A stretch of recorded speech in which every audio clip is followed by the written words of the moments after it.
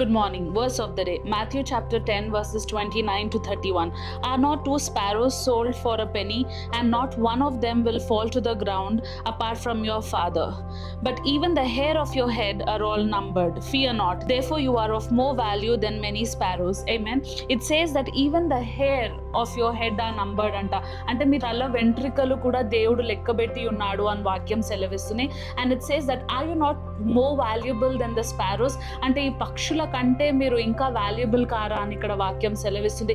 Imagine అండి, దేవుడు ఒకవేళ పక్షులనే అంత గొప్ప రీతిగా చూసుకున్నట్లయితే దేవుడు మిమ్మల్ని చూసుకోడు అని మీరు అనుకుంటున్నారా?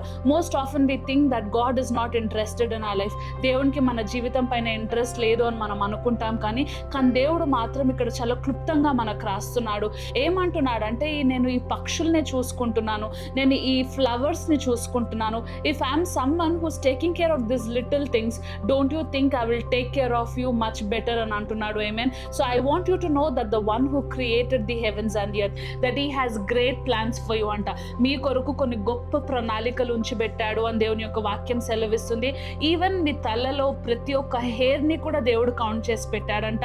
You are more valuable in the sight of God. Do not worry, do not fear.